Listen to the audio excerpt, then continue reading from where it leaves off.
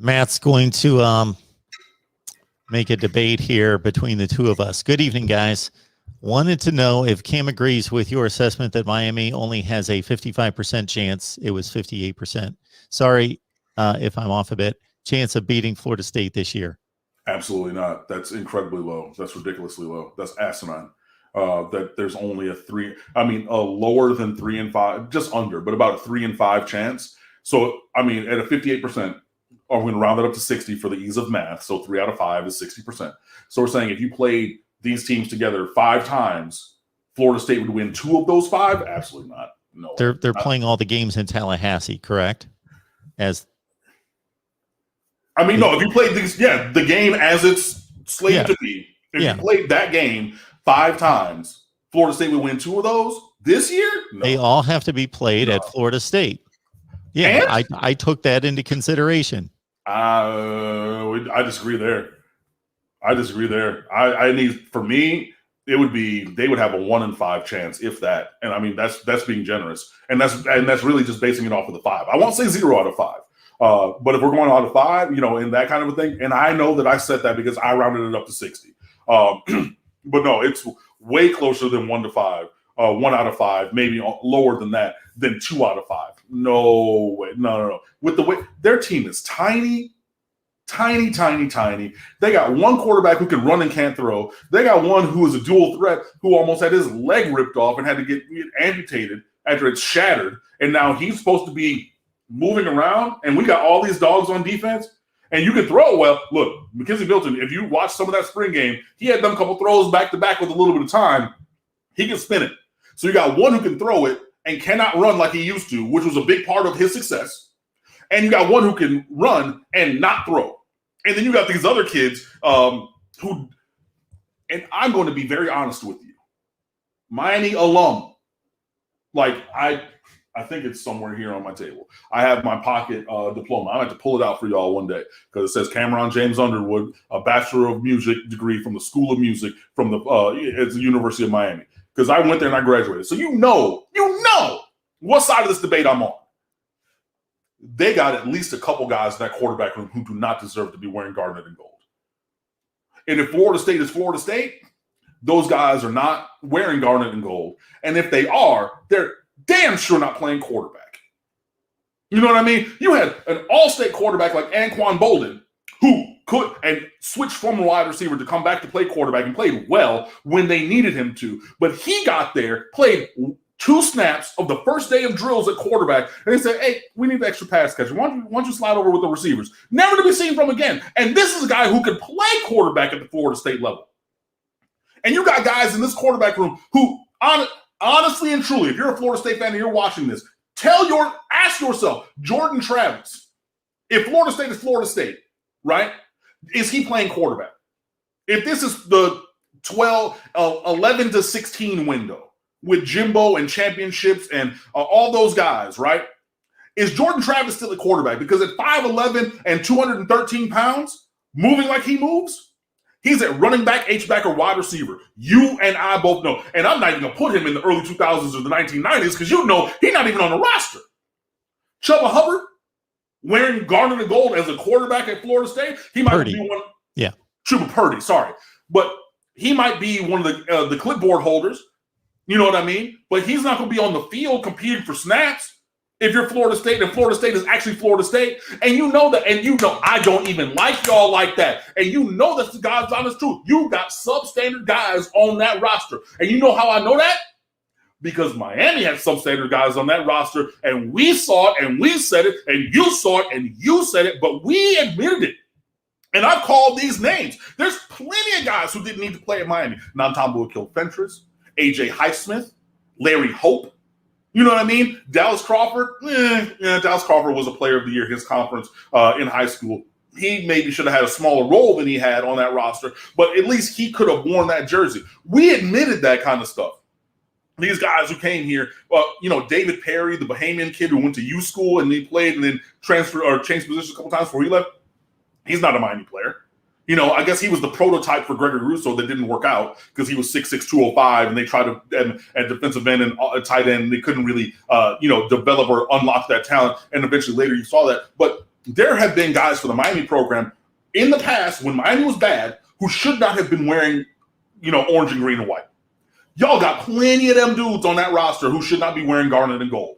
And you know that. Because if you would go back to 13, 14, 15, 16, and you talk about a bunch of guys on this roster, you'll find that very, very few of them are of the caliber of the standard of what Florida State was and should be. They are not now. And the insanity is trying to convince yourselves and then by extension trying to convince us that these guys are of that caliber. No, they are not. If they were, then y'all wouldn't have lost 80 million to 3, 52 to 10. We beat y'all by 6 touchdowns. You would have lost by 6 touchdowns if you had all these guys who were Florida State caliber guys. Absolutely not. And it's not hard to see. And at some point, remember Willie Taggart said you got to embrace the suck. The being in the trenches of that development, y'all got to embrace that that's where y'all are. Honestly and truly. Miami, we had to in 2015 after Clemson hung 58-0 on us and gave Brad Kaya a concussion on a 2-man rush and Shaq Lawson gave a stutter step between 3 offensive linemen and baptized that man. And after that, we said, look, I knew we were bad. Okay, look, whoa. You had to take a step back. That's, the knowledge, the clear sense of self and where you are. I don't think the Florida State fans have that, for one. And then in the estimation of the question, short story long, bringing it all the way back, saying that this team with those guys who are substandard players, who are not Florida State caliber players, have a 2 in 5 chance of beating Miami this year? This year. No. In future years, I think that they could go in that way. But this year, I think that the gap is still I think the gap between these teams is still massive. Massive. Okay. I'm working with probabilities and percentages. And I'm also looking at, like the whole someone there is alluding to, 52 to 10. We could go through all sorts of series across college football and see drastic changes in scores from year to year.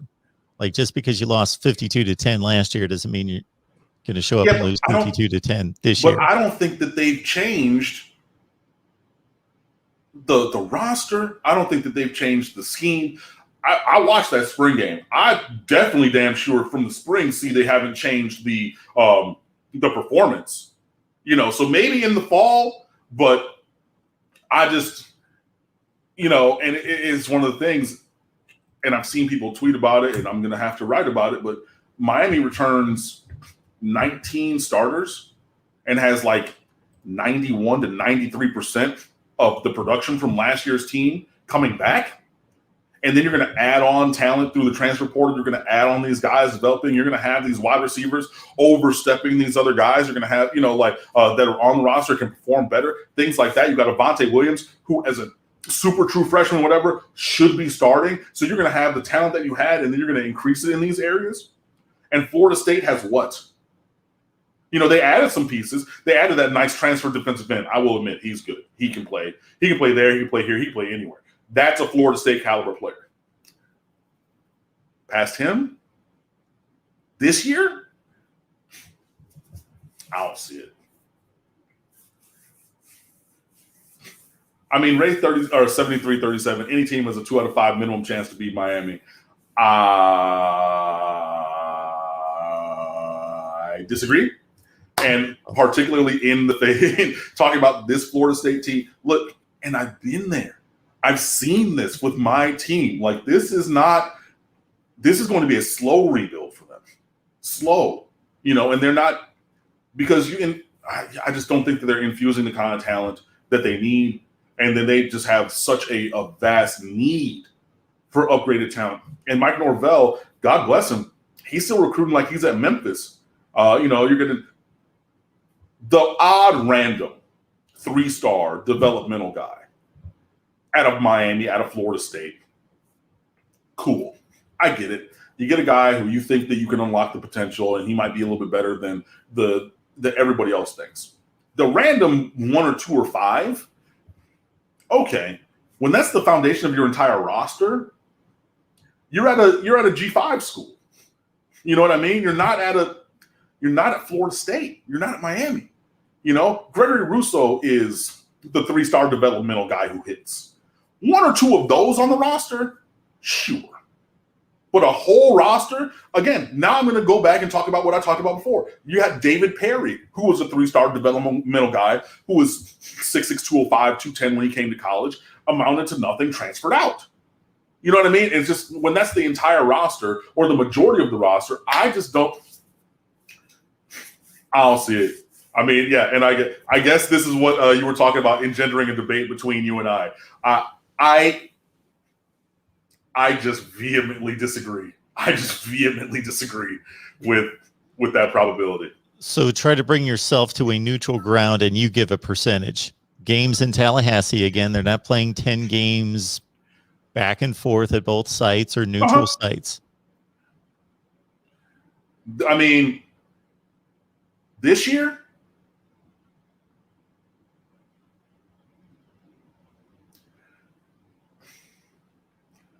somewhere between 1-6 and 1-8.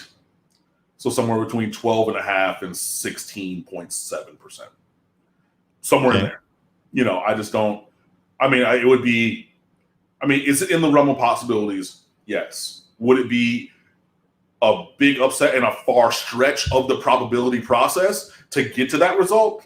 I believe so. So yeah, somewhere between 1-6 and 1-8 would be objectively and again, I said it last year, years in the past.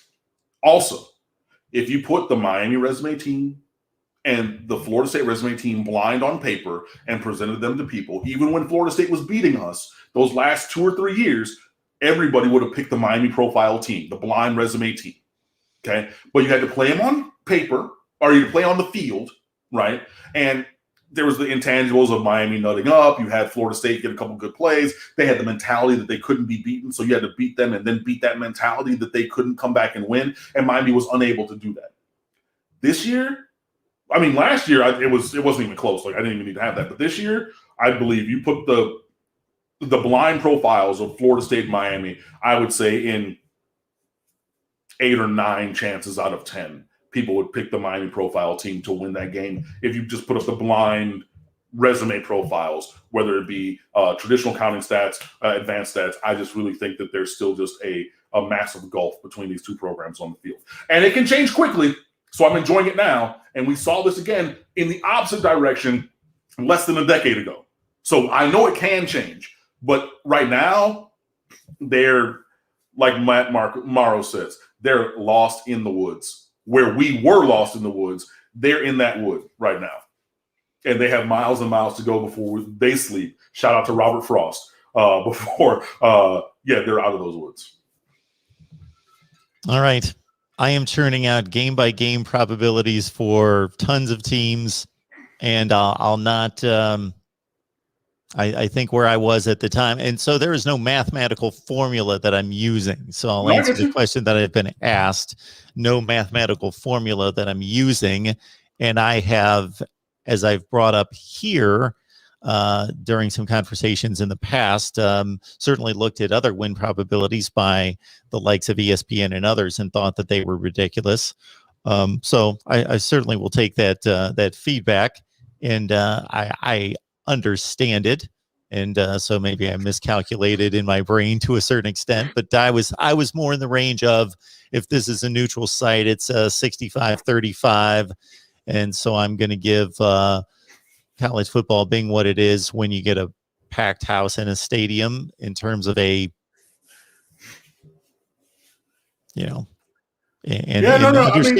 understanding we're only a season removed from Florida State or Miami having very similar talent, and you can correct me if I'm wrong. Now, they didn't have the quarterback that they have now, but having very similar talent in 2019 and dropping games to the likes of FIU and Duke and Georgia Tech. Mm-hmm. Right. And with all of that being said, still went up to Tallahassee, handled that business against Florida State, and it was 28-10, and it could have been worse. We ended up sitting on the ball a little bit in the second half and not extending that to 30 or 40. Last year, we didn't give them that same grace. And I don't think that grace is there to be given because, yeah, I mean, they're going to come out on an emotional high. I think that they're going to do their best, Florida State, that is, but I just don't. Yeah, between 1-6 and 1-8. I mean, as a neutral side, I don't see it as 65-35. I probably see it as 75-25.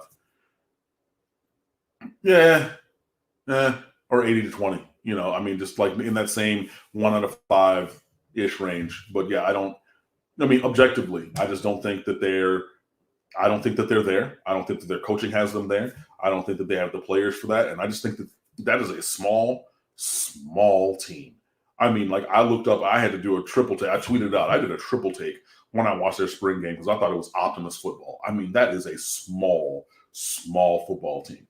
And Miami's not the biggest team in the world, but we don't look like that.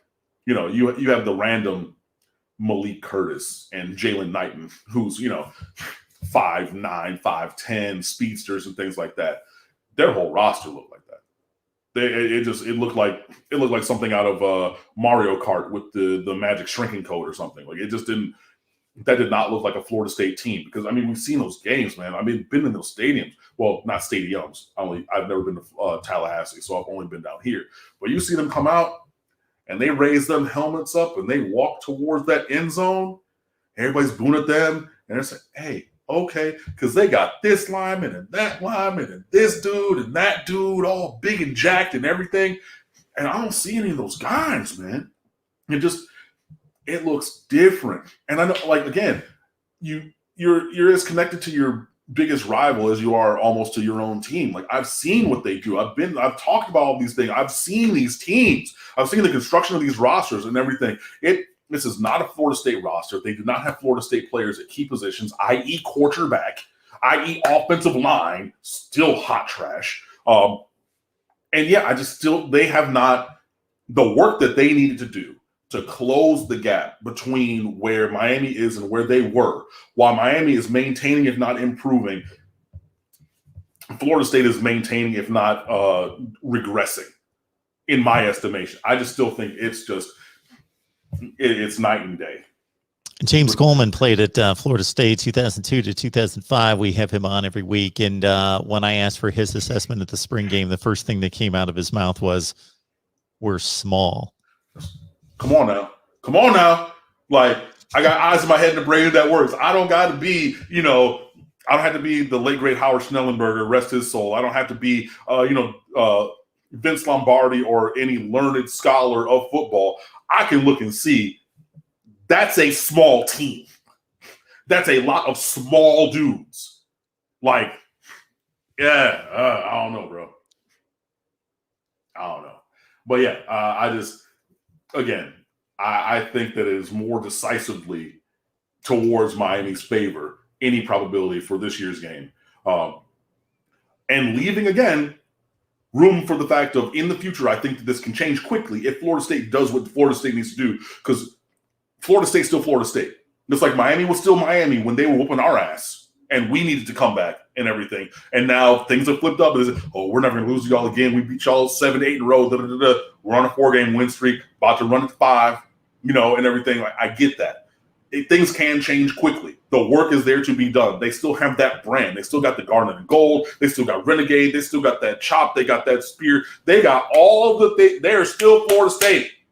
So they're still located in Florida.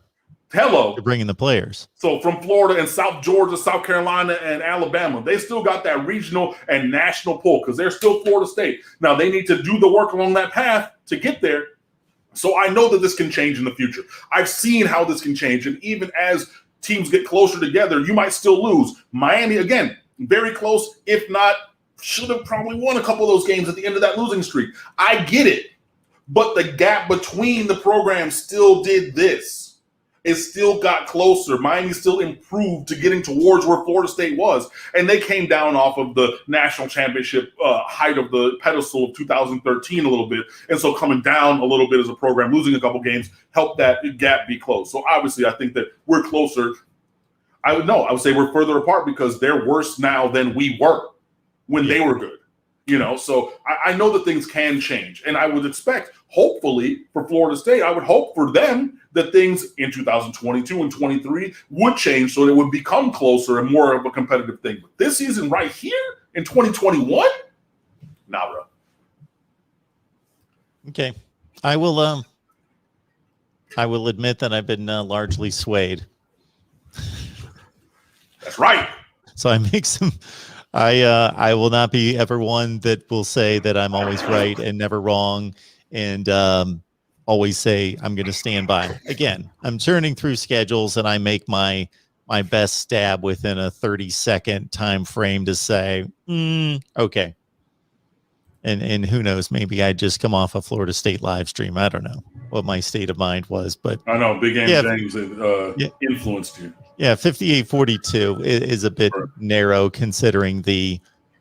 And I have been as honest and forthright and blunt in my assessment of Florida State football post. So 2016, as Cam had stated, 2016 was the last time they were good, not vintage good, but good, top 10, won an Orange Bowl, etc. Good. 2017 was one of those seasons where it came crumbling down because of Jimbo having his 1 foot out the door and all that. And they lost DeAndre Francois week 1 against Alabama, tough schedule, blah, blah, blah. But they were still, they still looked the part. They were dropping really close games. They were 7-6, but they still looked the part. They still had dudes on the team. They were still really good in 2017. If you look at the results, they were barely, Clemson went to the playoffs, and Clemson beat them on the last possession of the game. They were still good. That was 24-21 Darrell Langham on the last offensive snap of the game for Miami. You know what I mean? That it wasn't 52-10. Yeah, I hear you. Tag's first year was the one that looked really like, wow, they're losing to Syracuse by 3 touchdowns. They're in week 10 not lining up properly. They're from a both physical and mental standpoint, just not even close to what they would be later. And then I'm watching them last year losing to 4-7 Louisville teams by 4 scores. Yeah. And I remember I had to search for them on the ESPN app to find their game against Louisville because we did some little post game or something. And I remember watching when it brought back memories when you brought up Jordan Travis of me thinking, is this guy a Florida State quarterback? He looks like he's shot putting the ball downfield. I'm saying, I did have a lapse of judgment. It's not rocket science or astrophysics. You got a relatively short for the position, fast guy who cannot throw the ball.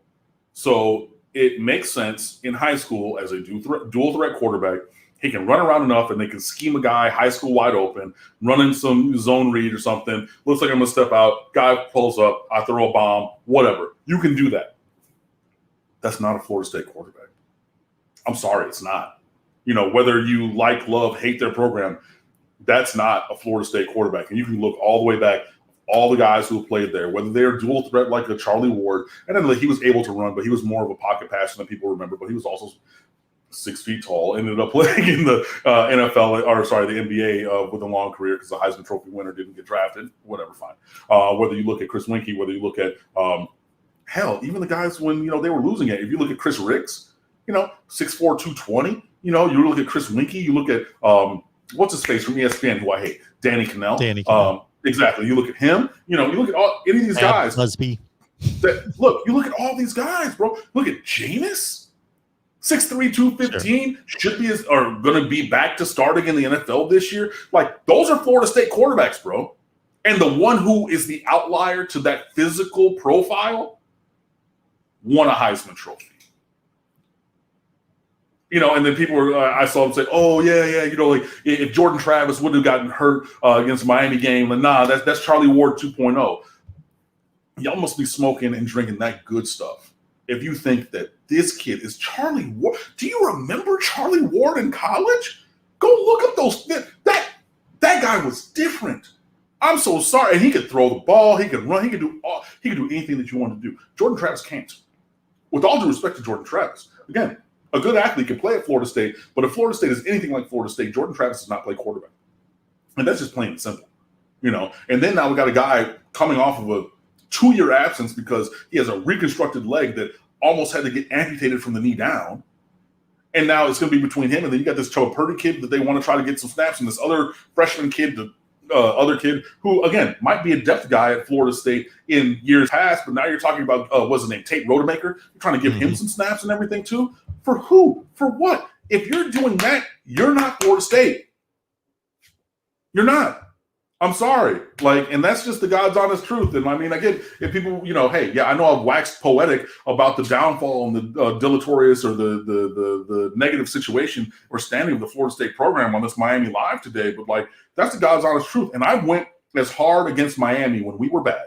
Go back and look at these videos because right on here, I talked about our lack of talent and talked about all these things in the same terms because it's the same or worse situation for Florida State right now. And again, Miami fans are able to see it because we've seen it with our own program. So I've seen it right here and I look over there. Oh, yeah.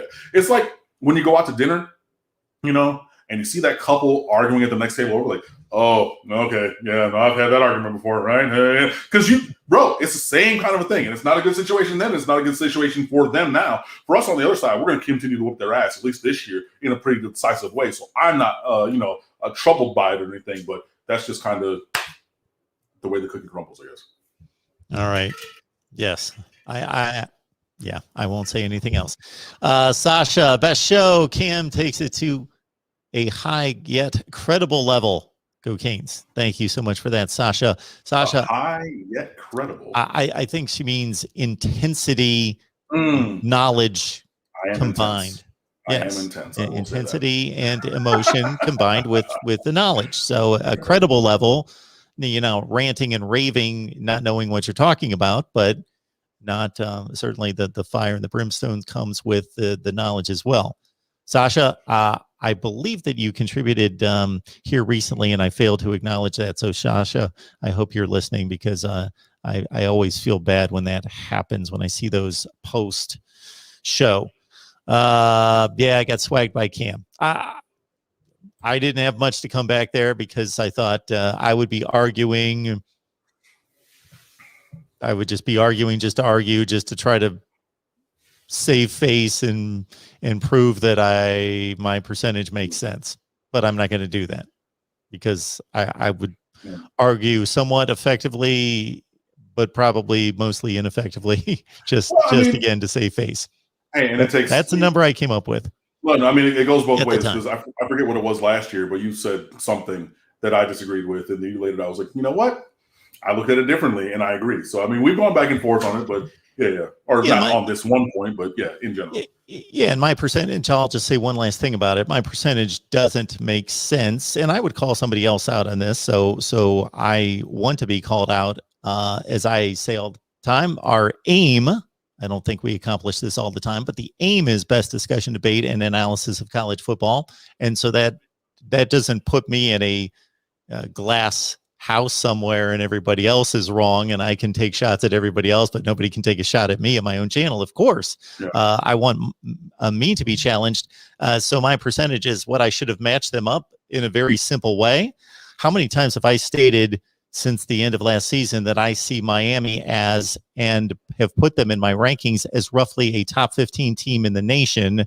And I've said Florida State's more like 55, 60, 65. Well, that's not a 58-42 win probability difference. You said it, my friend.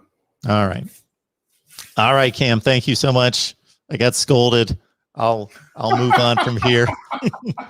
No, I deserve that. That's good. And had I ardently thought once I heard Cam's dissertation, no, I'm still at 42%, 58-40. Then I would have argued, but I didn't have a whole lot to go on. So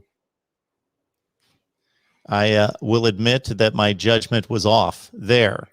Falcon ERX, thank you so much again for the contribution. We appreciate those so much.